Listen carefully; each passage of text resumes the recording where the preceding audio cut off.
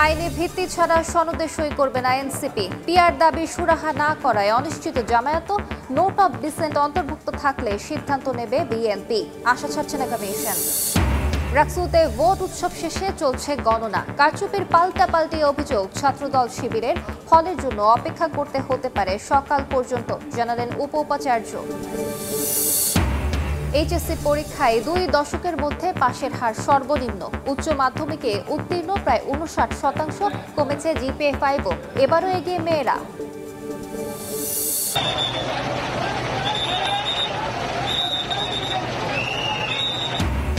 ভয়াবহ আগুনে ধোঁয়াচ্ছন্ন চারপাশ। চট্টগ্রাম ইপিজেডে 5 ঘন্টা ধরে চলছে দোয়ালে কারখানা। দাহ্য পদার্থ থাকায় নিয়ন্ত্রণে হিমশিম অবস্থা।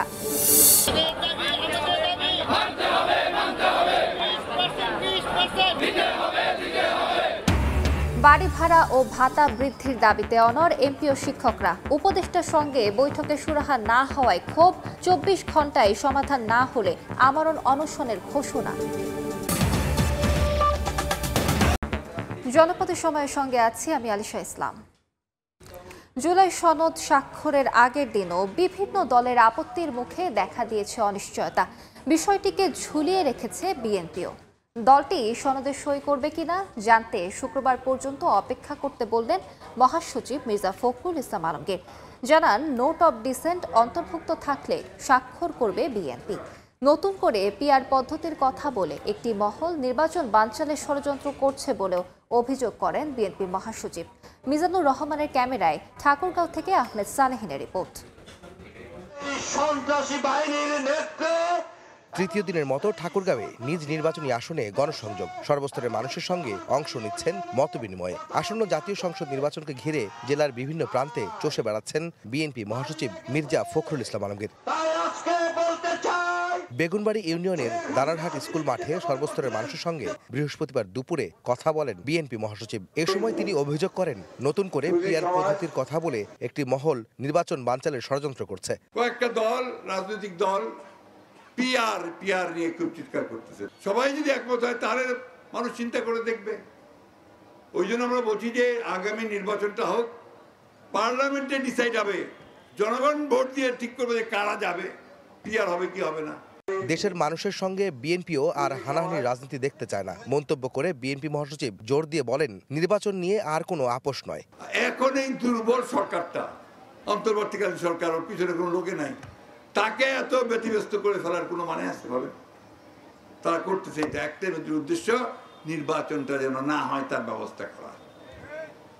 জনগণ নির্বাচন চায়, জনগণ ভোট দিতে চায়, তাদের জনপ্রতিনিধি নির্বাচিত করতে চায়। বন্ধুগণ, এইখানে আমরা কোনো আপোষ করব না। এদিন সন্ধ্যায় রানীশংকৈল উপজেলায় এক পথসভায় বিএনপি মহাসচিব বলেন, কোন কোন দল জুলাই সনদে স্বাক্ষর করবে না বলে মত দিচ্ছে। বিএনপি সেই সনদে সই করবে কিনা তার জন্য শুক্রবার পর্যন্ত সবাইকে অপেক্ষা করতে বললেন মির্জা ফখরুল। আমরা বলেছি যে আমরা অবশ্যই সনদে স্বাক্ষর করব যদি আমাদের যে কথাগুলো আমরা বলেছি সেগুলোকে যদি লিপিবদ্ধ করা হয় এবং যেগুলোতে আপনার কনসেন্ট দেয়নি, নোট অফ ডিসেন্ট দিয়েছি, সেগুলো যদি লিপিবদ্ধ করা হয় এবং আমরা গণভোট মেনে নিয়েছি যে নির্বাচন দিনেই গণভোট হবে। সুতরাং আমরা এখন পর্যন্ত অত্যন্ত ইতিবাচক ভূমিকা পালন করেছি। আপনার আগামী দিনই আপনারা জানতে পারবেন যে বিএনপি স্বাক্ষর করবে কিনা। দেশের উন্নয়নের স্বার্থে হিন্দু, বৌদ্ধ, খ্রিস্টান সহ সব ধর্মের মানুষের কাছে ধানের শীষ মার্কায় ভোট চান বিএনপি মহাসচিব। হিন্দু মুসলিম বেঁধেছে জোট, হিন্দু মুসলমান এক হয়। আহমেদ সালেহিন, সময় সংবাদ, ঠাকুরগাঁও। এদিকে জুলাই সনদ বাস্তবায়নে নির্বাচনের আগে গণভোট চায় জামায়াত সহ সমমনা 7 দল। সংসদের নিম্নকক্ষে পিআর দাবিতে ছাড় দিতেও নারাজ তারা। অন্যদিকে এনসিপি জানিয়ে দিয়েছে, আইনি ভিত্তি ছাড়া জুলাই সনদে সই করবে না জাতীয় নাগরিক পার্টি। আর সনদে 72-এর সংবিধানের 4 মূলনীতি সংযুক্তি চায় বাম দলগুলো। জুলাই সনদের আইনি ভিত্তি, গণভোট ও পিআর পদ্ধতিতে নির্বাচন শীর্ষক জাতীয় সেমিনারের আয়োজন করে জামায়াত সহ সমমনা 7টি দল। বৃহস্পতিবার বিকেলে রাজধানীর কাকরাইলে এ আয়োজনে যোগ দেন দলগুলোর শীর্ষ নেতারা। বক্তব্যে জাতীয় নির্বাচনের আগেই গণভোট দিয়ে জুলাই সনদের আইনি ভিত্তির দাবি তোলেন নেতারা। ফ্যাসিবাদের পুনরুত্থান ঠেকাতে সংসদের উভয় কক্ষেই পিআর পদ্ধতি প্রয়োজন বলে মন্তব্য করেন তারা। দাবি পূরণ না হলে জুলাই সনদে স্বাক্ষর করার ব্যাপারে অনীহা প্রকাশ করেন কেউ কেউ। যারা লেখক, চিন্তাবিদ, বুদ্ধিজীবী সবাই একযোগে বলছে এক্ষুনি প্রয়োজন পিআর সিস্টেমে নির্বাচন হওয়া। জুলাই জাতীয় সনদ যে খসড়া তৈরি করা হয়েছে তার মধ্যে এই উভয় হাউজে পিআর পদ্ধতির প্রস্তাবকে অন্তর্ভুক্ত করুন। বিফোর ন্যাশনাল ইলেকশন আমাদের এই গণভোটটা দিতে হবে এবং আমরা মনে করি প্রায় সব দল যে নভেম্বরেই গণভোট হওয়ার হচ্ছে উপযুক্ত সময়। এদিন বিকেলে রাজধানীর পুরানা পল্টনে এক সংবাদ সম্মেলনের আয়োজন করে সিপিবি, বাসদ সহ 4টি বাম দল। নেতারা বলেন 72-এর সংবিধানের 4 মূলনীতি জুলাই সনদে সংযুক্ত না করলে অনিশ্চিত হতে পারে সনদ স্বাক্ষর। সংবিধানের যেগুলো কাঠামোগত দিক, সেই কাঠামোগত দিকগুলো সংস্কারের ব্যাপারে আমরা আলাপ আলোচনা করা, একমত হওয়া, এটাই হওয়া দরকার, এটাই আমরা বলেছি। আদর্শিক এবং যেগুলো আমাদের আদর্শিক প্রশ্ন, সেই আদর্শিক প্রশ্নে চাইলেই কিন্তু আমরা একমত হতে পারবো না। এর আগে রাজধানীর বাংলা মোটরে জাতীয় নাগরিক পার্টির কেন্দ্রীয় কার্যালয়ে জরুরি সংবাদ সম্মেলনের আয়োজন করা হয়। আইনি ভিত্তি ছাড়া জুলাই সনদে সই করবেন না বলে সাফ জানান নেতারা। জুলাই ঘোষণাপত্রেও কিন্তু আমাদের দাবি ছিল এটার একটা আইনি ভিত্তি থাকবে, সেটা হয়নি। জুলাই ঘোষণাপত্রের যেই টেক্সট, সেই টেক্সট নিয়ে কিন্তু এক ধরনের প্রতারণা করা হয়েছে। সেই টেক্সটটা আমাদেরকে দেখানো হয় নাই। আগে যে অংশ দেখানো হয়েছে ঘোষণাপত্র পাঠের সময় সেটা পরিবর্তিত হয়েছিল এবং সেটা অনেক কম্প্রোমাইজড একটা ডকুমেন্ট হয়েছে। ঐক্যমত্য কমিশনের 10 মাসের সংস্কার আলোচনা শেষে জুলাই সনদ স্বাক্ষরের ঠিক আগ মুহূর্তে দলগুলোর এমন ভিন্ন মতে দেখা দিয়েছে স্বাক্ষর নিয়ে অনিশ্চয়তা। শফিক মুন্সি, সময় সংবাদ, ঢাকা। জুলাই সনদে স্বাক্ষর নিয়ে বিভিন্ন দলের মতভিন্নতা থাকলেও সবাই অংশ নিয়ে স্বাক্ষর করবেন বলে আশাবাদী ঐক্যমত্য কমিশনের সহসভাপতি অধ্যাপক আলী রিয়াজ। সন্ধ্যায় জাতীয় সংসদের এলডি হলে জুলাই জাতীয় সনদ স্বাক্ষর অনুষ্ঠানের প্রস্তুতি নিয়ে সংবাদ সম্মেলনে এ কথা বলেন তিনি।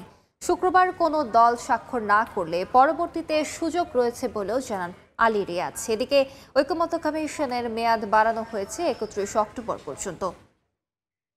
আগামীকাল জাতীয় সনদ স্বাক্ষরের এই অনুষ্ঠানে আমি সকলকে আমন্ত্রণ জানাই। আমাদের চেষ্টা থাকবে আমরা সকলে মিলে উপস্থিত থাকব। আমরা প্রত্যেকটি দল, রাজনৈতিক শক্তি, জোট, পাশাপাশি নাগরিকদের প্রতি আহ্বান জানাই, আপনাদেরকে আমন্ত্রণ জানাচ্ছি, আসুন এই নতুন যাত্রার ক্ষেত্রে, নতুন অধ্যায়ের ক্ষেত্রে আপনারা অংশীদার হন। কেননা এই যাত্রা শুরু হয়েছিল অনেকদিন আগে। এই যাত্রায় কেবলমাত্র আমরা একটি পর্যায়ে উপনীত হয়েছি যাকে সামনে নিয়ে যেতে হবে, অগ্রসর করতে হবে। কমিশনের মেয়াদ 31 অক্টোবর পর্যন্ত বর্ধিত করা হয়েছে। আমরা কমিশনের পক্ষ থেকে এটা সুস্পষ্টভাবে জানাতে চাই যে কমিশনের এই মেয়াদের মধ্যে কমিশনের পক্ষ থেকে সনদ বাস্তবায়নের ক্ষেত্রে সুস্পষ্ট, সুনির্দিষ্ট, পূর্ণাঙ্গ একটি সুপারিশ আমরা সরকারের কাছে উপস্থাপন করব। রাকসু নির্বাচনের ভোট গ্রহণ শেষে এখন চলছে গণনা। এই মুহূর্তে রাজশাহী বিশ্ববিদ্যালয়ে আছেন সহকর্মী সাইফুর রহমান রকি। সরাসরি যাচ্ছি তার কাছে। রকি, রাকসু নির্বাচনের ভোট গ্রহণ শেষ হওয়ার প্রায় 4 ঘন্টা পর ফলাফল এই গণনা শুরু হয়েছে। এই ব্যালট আপনারা দেখতে পাচ্ছেন আমার পেছনে যে দৃশ্যটি, এখন কিন্তু কিছুক্ষণ আগেই এই ফলাফল গণনা শুরু করেছে। এর পরপরই আসলে এই ঘোষণা করতে আরও কিছু সময় লাগবে বলে তারা জানিয়েছেন। সব মিলিয়ে কিন্তু আমরা দেখছি যে বিভিন্ন যে প্রার্থী যারা রয়েছেন তারা কিন্তু এখানে বসে আছেন। পাশাপাশি এই কাজী নজরুল ইসলাম মিলনায়তনের বাইরেও কিন্তু অনেকে অধীর আগ্রহে কিন্তু অপেক্ষা করছেন ফলাফল জানার জন্য। এখন আসলে গণনা কার্যক্রম চলছে। এই গণনা কার্যক্রম চলতে আসলে প্রায় 17 ঘন্টার মতো লাগবে বলে জানিয়েছেন প্রধান নির্বাচন commissioner doctor F Nazrul Islam. এর আগে আপনারা জানেন সকাল 9টা থেকে বিকেল 4টা পর্যন্ত বিরতিহীনভাবে ভোটগ্রহণ অনুষ্ঠিত হয়েছে রাকসুর এবং শান্তিপূর্ণ পরিবেশে ভোটগ্রহণ অনুষ্ঠিত হয়েছে। বড় ধরনের কোনো অভিযোগ না পেলেও ছাত্রদল এবং ছাত্র শিবির সমর্থিত প্যানেলের পক্ষ থেকে কিন্তু পাল্টাপাল্টি অভিযোগ করা হয়েছে। নির্বাচনে কিছুটা প্রভাব বিস্তার করার বহিরাগত এনে সে ক্যাম্পাসে প্রভাব বিস্তার করা হয়েছে, এ ধরনের কিছু অভিযোগ তাদের পক্ষ থেকে ছিল। তবে গুরুতর কোনো অভিযোগ কিন্তু তাদের পক্ষ থেকে কিন্তু পাওয়া যায়নি। তারা যেটি বলছেন যে নির্বাচনের ফলাফল যেটি হোক, শিক্ষার্থীরা যাদেরকে আসলে ম্যান্ডেট দিক তারা নির্বাচনের ফলাফল মেনে নেবেন, এমনটি আসলে বলছেন। আমরা যদিও এখনও নির্বাচনের যে পুরো আনুষ্ঠানিকতা এখনও কিছুটা ঘাটতি রয়েছে, এখনও পুরোপুরি কার্যক্রম আসলে শুরু হয়নি। আমরা স্ক্রিনে আসলে সেই দৃশ্য আসলে কিছুক্ষণ পরপর বন্ধ হয়ে যাচ্ছে, এখানে কিছুটা বিঘ্ন ঘটছে। যদিও আসলে এখনও যেহেতু পুরোপুরি এই কার্যক্রম ফলাফল ঘোষণার কার্যক্রম শুরু হয়নি, সেক্ষেত্রে কিন্তু আমরা এখনও নির্বাচনের যে ফলাফল সেটি আসলে জানাতে পারছি না যে কে কোন প্রার্থী আসলে কী পরিমাণ ভোট পাচ্ছেন বিভিন্ন কেন্দ্রগুলোতে। আপনারা জানেন যে এর আগে রাজশাহী বিশ্ববিদ্যালয়ের প্রায় 9টি একাডেমিক ভবনের 17টি কেন্দ্রে কিন্তু ভোটগ্রহণ অনুষ্ঠিত হয়েছে এবং রাকসু নির্বাচনে মোট প্রার্থী ছিল 860 জন। এর মধ্যে শুধু রাকসুতেই কিন্তু 305 জন এবং সিনেটে কিন্তু এখানে 58 জন প্রার্থী এখানে নির্বাচনে অংশ নিয়েছিল প্রতিদ্বন্দ্বিতায়। সব মিলে শান্তিপূর্ণ পরিবেশে বলা চলে ভোটগ্রহণ শেষ হওয়ার পরে এখন কিন্তু ভোট গণনা চলছে। কিছুক্ষণ পর থেকে হয়তো এই ফলাফলগুলো ঘোষণা করা শুরু হবে আর কি। তো এই ছিল আমার কাছে রাকসু নির্বাচনের ফলাফল ঘোষণার সর্বশেষ। সরাসরি যুক্ত ছিলাম রাজশাহী বিশ্ববিদ্যালয়। এবার এইচএসসি ও সমমানের পরীক্ষায় কমেছে পাশের হার ও GPA-5। মোট পাশের হার 58.83, যা 2 দশকের মধ্যে সর্বনিম্ন। এবারও পাশের হার ও GPA-5-এ এগিয়ে মেয়েরা। নিম্নগামী ফলাফলের কারণ অনুসন্ধানে কাজ করবে শিক্ষা বোর্ড।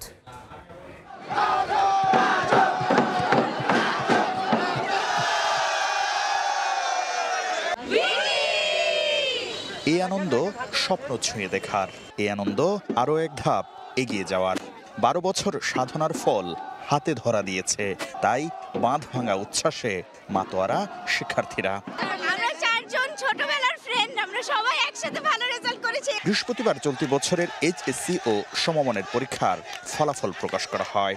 এবার পাশের হার 58.83%। গত বছরের তুলনায় পাশের হার কমেছে 18.95%। GPA-5ও কমেছে প্রায় 77,000। আব্বু আম্মু যে খুশি হয়েছে এই জিনিসটা আমার কাছে আসলে ম্যাটার করে। এবার 9টি সাধারণ শিক্ষা বোর্ডে পাশের হারের শীর্ষে ঢাকা বোর্ড। সর্বনিম্ন পাশ করেছে কুমিল্লায় 48.86%, আর সবচেয়ে কম GPA-5 সিলেট বোর্ডে। বরাবরের মতো এবারও ভালো ফলাফলে এগিয়ে মেয়েরা। এবার শতভাগ পাশ করা প্রতিষ্ঠান 1388টি থেকে কমে 345টিতে নেমেছে। শূন্য পাশ করা শিক্ষা প্রতিষ্ঠান বেড়ে 65 থেকে 202টিতে পৌঁছেছে। আমরা সবাই খুব খুশি, আমি বলে বুঝাতে পারবো না। শুকরিয়া। আন্তঃশিক্ষা বোর্ড বলছে যথাযথ প্রক্রিয়ায় মূল্যায়নের কারণে প্রকৃত পাশের হার বের হয়ে এসেছে, আর নিম্নগামী ফলাফলের কারণ অনুসন্ধানে কাজ করার কথা জানিয়েছে শিক্ষা বোর্ড। ওভার মার্কিং করবেন, বেশি বেশি দিয়ে পাশের হার বাড়াতে হবে, এরকম কোনো প্রশ্নই ওঠে না। বোর্ডের তরফ থেকে এটি কোনো থাকার প্রয়োজনই নেই এই ধরনের ভাবনা। এদিকে এইচএসসির নিম্নগামী ফলাফলের কারণ অনুসন্ধানে বিশেষজ্ঞ সহ অংশীজনদের নিয়ে পর্যালোচনার জন্য একটি প্যানেল গঠন করা হবে বলে জানিয়েছেন শিক্ষা উপদেষ্টা অধ্যাপক ডক্টর CR আবরার। আমরা শিক্ষাবিদ, গবেষক, নীতি নির্ধারক নিয়ে একটি বিশেষজ্ঞ প্যানেল গঠন করছি, যারা ডেটা বিশ্লেষণ করে শেখার মূল ঘাটতিগুলো চিহ্নিত করবেন। এবার 11টি বোর্ডের অধীনে 12,35,661 জন পরীক্ষার্থী এইচএসসি ও সমমানের পরীক্ষায় অংশগ্রহণ করেন। শাকির আহমেদ, সময় সংবাদ, ঢাকা। এদিকে ফল প্রকাশের পর দেশের বিভিন্ন শিক্ষা প্রতিষ্ঠানে উচ্ছ্বাসে মেতে ওঠেন শিক্ষার্থীরা। নেচে গেয়ে আনন্দ প্রকাশ করেন তারা। গত বছরের চেয়ে পাশের হার কম হওয়ার পেছনে বিগত দিনে খাতা মূল্যায়ন সঠিকভাবে হয়নি বলে জানায় বোর্ড কর্তৃপক্ষ।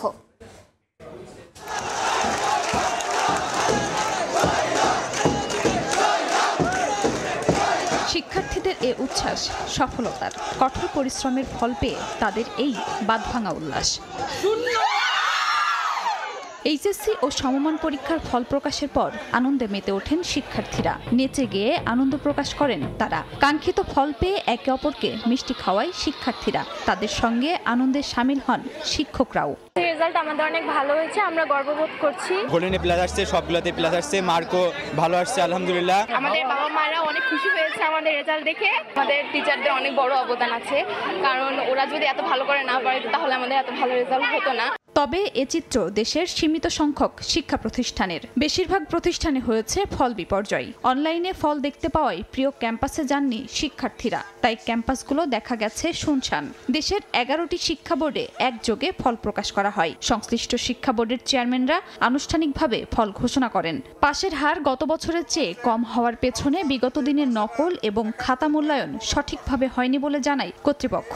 বিগত বছরগুলোতে যে পরীক্ষার পরিবেশ, হলের ভিতরে প্লাস পারিপার্শ্বিক অবস্থা শিথিল ছিল, কিন্তু আবার খাতা মূল্যায়নের ব্যাপারও কিন্তু যে অপ্রাসঙ্গিক লিখলেও যে নাম্বার দিয়ে দেন, পাস করাই দেওয়ার ব্যবস্থা করেন, কিন্তু এবছর এইটা ছিল না, একবার যথার্থ মূল্যায়ন ছিল। এবার 202টি শিক্ষা প্রতিষ্ঠানে কোনো শিক্ষার্থী পাস করতে পারেনি, যা গত বছরের চেয়ে 137টি বেশি প্রতিষ্ঠান। খাদিজা স্বপ্না, সময় সংবাদ।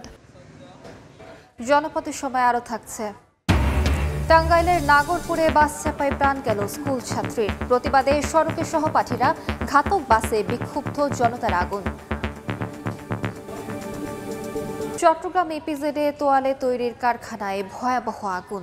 নিয়ন্ত্রণে আনতে আপ্রাণ চেষ্টা করছে ফায়ার সার্ভিসের 17 ইউনিট। যোগ দিয়েছে বিমান বাহিনী ও নৌবাহিনী ইউনিটও।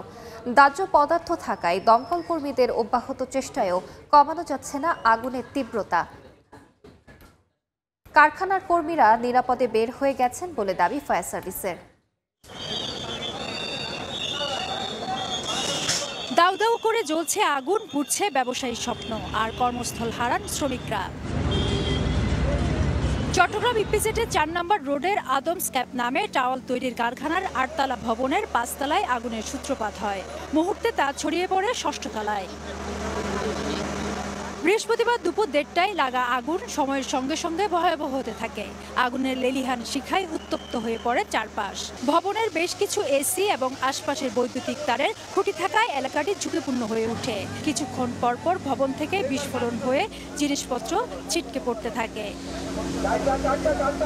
খবর পেয়ে নিয়ন্ত্রণের কাজ শুরু করে ফায়ার সার্ভিসের 4টি ইউনিট। এরপর একে একে যোগ দেয় ফায়ার সার্ভিসের আরও 13টি ইউনিট। আগুন নিয়ন্ত্রণে আপ্রাণ চেষ্টা চালান দমকল কর্মীরা। তাদের সঙ্গে যোগ দেয় বিমান ও নৌবাহিনীর ফায়ার সার্ভিস ইউনিটও। দায়িত্ব পালন করেন পুলিশের পাশাপাশি সেনাবাহিনী।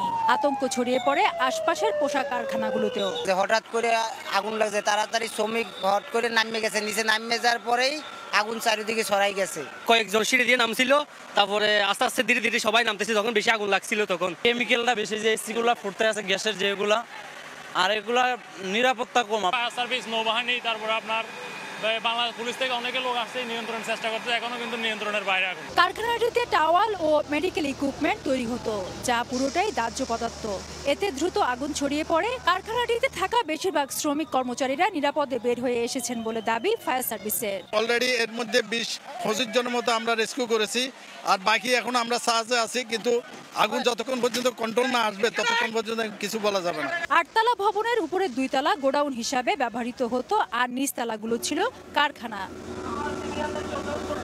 চট্টগ্রাম ইপিজেডের আদম স্ক্যাপ নামে এই কারখানায় ঘন্টার পর ঘন্টা দাউ দাউ করে জ্বলা আগুন নিয়ন্ত্রণ করতে পারছে না ফায়ার সার্ভিসের অন্তত 13টি ইউনিট।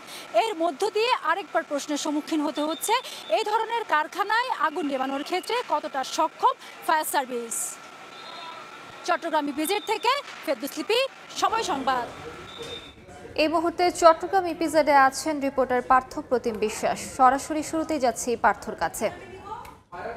পুরে যে আগুনের সূত্রপাত হয়েছিল ইপিজেডের ভেতরে একটি কারখানায়, সে আগুন কিন্তু এখনও পুরোপুরি নিয়ন্ত্রণে আনা সম্ভব হয়নি, এবং আমরা দেখছি এই মুহূর্তে পুরো ভবন জুড়েই কিন্তু আগুন দাউ দাউ করে জ্বলছে। এবং ফায়ার সার্ভিস মূলত নিচের দিকের আগুন যাতে পার্শ্ববর্তী যে কারখানাগুলো রয়েছে বা প্রতিষ্ঠান রয়েছে সেখানে যাতে ছড়িয়ে পড়তে না পারে, সেইখানেই কিন্তু আমরা দেখছি পানি দেওয়া হচ্ছে। মূলত উপরের দিকে বিশেষ করে 8ম তলা, 6ম, 7ম কিংবা ষষ্ঠ তলায় যে আগুনের সূত্রপাত হয়েছিল এই মুহূর্তে কিন্তু সেখানে কিন্তু আর পানি ছিটানো হচ্ছে না। তবে আমরা জানি আসলে ফায়ার সার্ভিসের 16টি ইউনিট কিন্তু এখানে আগুন নিয়ন্ত্রণের কাজ করছে এবং নৌবাহিনী, বিমান বাহিনীর যারা অগ্নি নির্বাপক দলের সদস্য রয়েছে তারাও কিন্তু আগুন নিয়ন্ত্রণের জন্য চেষ্টা করছেন। তবে বলা যায় আগুনের ভয়াবহতা, তীব্রতা এতটাই বেশি ছিল, আসলে কোনোভাবেই আগুন নিয়ন্ত্রণে আনা সম্ভব হয়নি। এখন এই মুহূর্তে পুরো ভবন জুড়েই আপনারা দেখছেন আগুন জ্বলছে এবং উত্তর পাশের যে আগুন, সে আগুন কোনোভাবেই কিন্তু নিয়ন্ত্রণে আনা সম্ভব হয়নি। তবে ফায়ার সার্ভিসের পক্ষ থেকে এখন যে বিষয়টি চেষ্টা করা হচ্ছে, আগুন যেখানে জ্বলছে শুধুমাত্র যাতে সেখানেই থাকে, পার্শ্ববর্তী যে কারখানাগুলো রয়েছে সেখানে যাতে কোনোভাবে আগুন ছড়িয়ে পড়তে না পারে বা অন্য কোনো প্রতিষ্ঠানে, অন্য কোনো কারখানায় যাতে আগুন লাগতে না পারে সেই বিষয়টি কিন্তু এখন জোর দেওয়া হচ্ছে। তবে আজকে ঠিক দুপুর 3টার দিকে যখন আগুনের সূত্রপাত হয়, আমরা বিভিন্ন ভিডিওতে দেখেছি যখন আগুন লেগেছে উপরের 8ম তলার একটি ফ্লোরের একটি অংশ থেকেই আগুনের সূত্রপাত হয়েছিল, কিন্তু তখন আসলে কেন সেই মুহূর্তে যখন ধোঁয়া উঠছিল আগুন নির্বাপন করা হয়নি, কিংবা যে প্রতিষ্ঠানটিতে আগুন লেগেছে সেখানে আগুন নিয়ন্ত্রণের পর্যাপ্ত নিরাপত্তা ব্যবস্থা ছিল কিনা সেটিও কিন্তু খতিয়ে দেখার এখন অনেকটা একটি বিষয় রয়েছে। এবং এখানে যারা শ্রমিকরা কাজ করতো তারা আগুন লাগার পর পুরোপুরি সবাই নেমে গেছেন, এমনটি আমাদেরকে জানিয়েছেন ফায়ার সার্ভিস। এবং ফায়ার সার্ভিসও বলছেন আসলে আগুন নিচ থেকে যতক্ষণ পর্যন্ত নিভবে না, কিংবা এবং ভবনটিও কিন্তু ঝুঁকিপূর্ণ হয়ে উঠেছে, সেক্ষেত্রে অতিরিক্ত তাপমাত্রার কারণে যে কোনো সময় ভবনটিও ভেঙে পড়তে পারে, এমনটি আমাদেরকে জানিয়েছে ফায়ার সার্ভিস। তো এই ছিল আমার কাছে এখনো পর্যন্ত ইপিজেড এলাকা থেকে এখানকার সর্বশেষ খবর। সরাসরি যুক্ত ছিলাম চট্টগ্রাম ইপিজেডে। দেখছেন জনপদের সময়, সঙ্গেই থাকুন। চিকিৎসা ভাতা সহ 3 দাবিতে টানা 5ম দিনের মতো কেন্দ্রীয় শহীদ মিনারে অবস্থান করছেন এমপি ও শিক্ষকরা। দুপুরে সচিবালয়ে শিক্ষা উপদেষ্টার সঙ্গে বৈঠকেও সমাধান না হওয়ায় যমুনা অভিমুখে পদযাত্রার ঘোষণা দেন তারা। আর শিক্ষা উপদেষ্টা জানান, এই মুহূর্তে ভাতা 5% বেশি বাড়ানো সম্ভব নয়।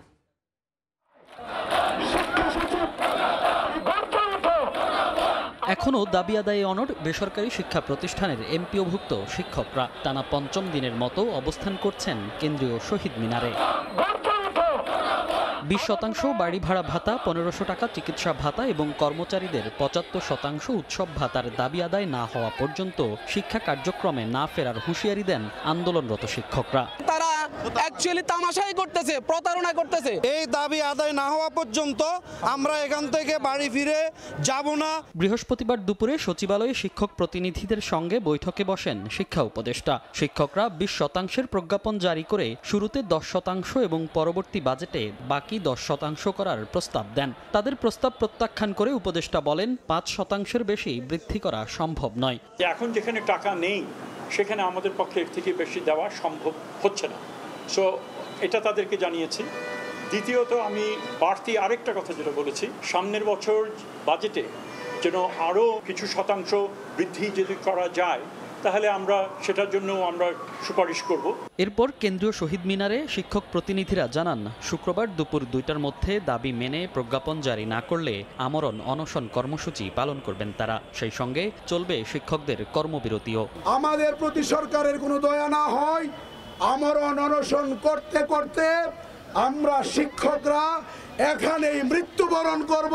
বিভিন্ন সংস্থার চাপে শিক্ষা উপদেষ্টা বৈঠকের নামে প্রহসন করেছেন বলেও অভিযোগ করেন শিক্ষকরা। মনির হোসাইন, সময় সংবাদ, ঢাকা। জনপদের সময় আরো থাকছে। খুলনা সিটি কর্পোরেশনের আশপাশে অপরিকল্পিত নগরায়ন, 14 বছরেও আলোর মুখ দেখেনি বর্ধিতকরণ প্রকল্প, নাগরিক সুবিধা বঞ্চিত স্থানীয়রা। সকালে বাস চাপায় এক স্কুল ছাত্রী নিহত হয়েছেন। সকালে নাগরপুরের পাকুটিয়া খানপাড়া এলাকায় রাস্তা পার হচ্ছিলেন নওরিন আক্তার নামে এক স্কুল ছাত্রী। এ সময় ঢাকা থেকে নাগরপুরগামী এসবি লিংক পরিবহনের একটি বাস তাকে চাপা দিয়ে ঘটনাস্থলেই মৃত্যু হয়। এ সময় বিক্ষুব্ধ এলাকাবাসী বাসটি ভাঙচুর করে অগ্নিসংযোগ করে। পরে ফায়ার সার্ভিসের সদস্যরা ঘটনাস্থলে পৌঁছে আগুন নিয়ন্ত্রণে আনেন। স্থানীয়রা বাস চালককে আটক করে পুলিশে সোপর্দ করে। নিহত নওরিন পাকুটিয়া বৃন্দাবন রাধা গোবিন্দ উচ্চ বিদ্যালয়ের 10ম শ্রেণীর শিক্ষার্থী ছিলেন। মহানগরে দিন দিন জনসংখ্যা বাড়লেও সিটি কর্পোরেশনের পরিধি বাড়েনি 33 বছরেও। আশপাশের এলাকায় হচ্ছে অপরিকল্পিত নগরায়ন। নদীবেষ্টিত নগরী খুলনা, যার এক পাশে ভৈরব, অন্য পাশে রূপসা। 1990 সালে 45.65 বর্গ কিলোমিটার আয়তন নিয়ে প্রতিষ্ঠা হয় খুলনা সিটি কর্পোরেশন। অর্থনৈতিকভাবে গুরুত্ব বাড়ার সঙ্গে সঙ্গে নগরীতে চাপ বাড়ছে মানুষের, তাই বর্ধিত জনসংখ্যার জন্য পরিকল্পিত আবাসন ও নাগরিক সুবিধা নিশ্চিতে 2007 সালে নগরীর সীমানা বাড়ানোর উদ্যোগ নেয় সিটি কর্তৃপক্ষ। বিভিন্ন আপত্তি শেষে 2021 সালে মহানগরের আশেপাশের 18টি মৌজার 40.1 বর্গ কিলোমিটার এলাকা বর্ধিতকরণের সংশোধিত প্রস্তাব পাঠানো হয় স্থানীয় সরকার মন্ত্রণালয়ে, তবে তার আলোর মুখ দেখেনি। নগর সম্প্রসারণের খবরের পর থেকেই কেসিসির বর্তমান সীমানা সংলগ্ন এলাকাগুলোতে শুরু হয় অপরিকল্পিত আবাসন গড়ে তোলার হিড়িক। নগরীর খুব কাছে থেকেও দীর্ঘ সময় ধরে এসব এলাকার মানুষ বঞ্চিত সব ধরনের নাগরিক সুবিধা থেকে। সিটি কর্পোরেশন অন্তর্ভুক্ত হলে নাগরিক সমস্যার সমাধান হবে বলে মনে করছেন স্থানীয়রা। পানি নিয়ে আমাকে খুব বর্ষাকালে সমস্যা, এই রাস্তায় পানি উঠে যায়, তারপরে বিদ্যুতের সমস্যা, রোড লাইনের সমস্যা, ময়লার সমস্যা। নিজেদের টাকা পয়সা দিয়ে রাস্তা করা লাগে। আমি তো সে 15-16 বছর কি 20 বছর শুনতে শুনতে আসতেছি যে এলাকাটা সিটি কর্পোরেশনে যাবে। আসলে সিটি কর্পোরেশনে খালি আশা শুনি যে এলাকায় সিটি কর্পোরেশন নেই, এখনো পর্যন্ত নেই না। তাই আমরা চাচ্ছি যেন দ্রুত আমাদের এই এলাকার সিটি কর্পোরেশনের আওতাভুক্ত হোক, যাতে আমরা সকল নাগরিক সুবিধা পাই। অপরিকল্পিত নগরায়ন এড়াতে ও ভবিষ্যতের নিরাপদ নগরীর জন্য দ্রুত শহরের সীমানা বাড়ানো প্রয়োজন বলে মনে করছেন নগর পরিকল্পনাবিদরা। এটা যদি খুলনা সিটি কর্পোরেশনের মধ্যে চলে আসে, দেন এই আনপ্ল্যান্ড সিটিটা কিন্তু শহরের অন্তর্ভুক্ত হইলে আমাদের ম্যানেজমেন্টে খুব প্রবলেম হবে। নগর বর্ধিত করতে প্রয়োজন হয় প্রশাসনিক পুনর্বিন্যাস সংক্রান্ত জাতীয় বাস্তবায়ন কমিটির সভার। নগরীর বর্ধিত অংশ ঘিরে এখন থেকেই নানা পরিকল্পনা করছে সিটি কর্তৃপক্ষ। আমাদের যে প্রস্তাবটা ছিল ভালোভাবে তৈরি করে পাঠাতে পারি, তাহলে যদি এই প্রস্তাবটা গৃহীত হয়, সঠিকভাবে প্ল্যানিং করে ওইখানে নাগরিক সুবিধা বৃদ্ধি করে আমরা হয়তো ভালো একটা পরিকল্পিত নগরীর অংশ হিসেবে সেগুলোকে প্রতিষ্ঠা করতে পারবো। প্রস্তাবনা অনুযায়ী বর্ধিত সিটি কর্পোরেশনের মোট আয়তন হবে 86.75 বর্গ কিলোমিটার, যা বর্তমান আয়তনের প্রায় দ্বিগুণ। আব্দুল্লাহ আল মামুন রুবেল, সময় সংবাদ, খুলনা। ভারতের ত্রিপুরায় কুপিয়ে হত্যা করা 3 বাংলাদেশের মরদেহ হস্তান্তর করেছে বিএসএফ। সন্ধ্যায় চুনারুঘাট পুলিশের মাধ্যমে পরিবারের কাছে লাশগুলো হস্তান্তর করা হয়। বিজিবি জানায়, মৌলভীবাজারের শ্রীমঙ্গল উপজেলার সীমান্তবর্তী বিদ্যাবিল এলাকার 3 বাংলাদেশি 2-3 দিন আগে ভারতে প্রবেশ করেন। ধারালো অস্ত্র ও তীর ধনুক নিয়ে তাদের ওপর হামলা চালায় ভারতীয়রা। এতে ঘটনাস্থলেই 3 জন মারা যান। সময় ঠাকুরগাঁও পরিত্যক্ত বিমানবন্দর সফর করেছেন সেনা প্রধান জেনারেল ওয়াকারুজ্জামান।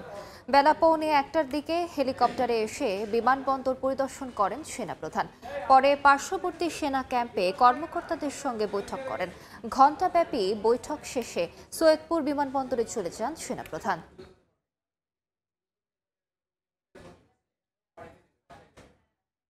জনপথের সময় শীর্ষ সংবাদগুলো জানিয়ে দিচ্ছি আরেকবার।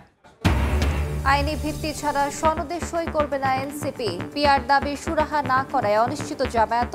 নোট অব ডিসেন্ট অন্তর্ভুক্ত থাকলে সিদ্ধান্ত নেবে বিএনপি, আশা ছাড়ছে না কমিশন।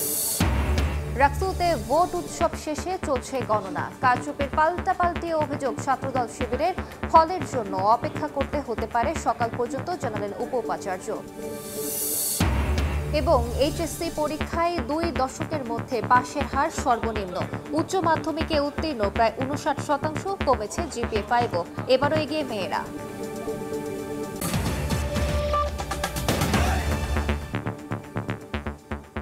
এ ছিল জনপদের সময়। এরপর রাতের সময় নিয়ে সঙ্গে থাকবেন গোলাম রাব্বি।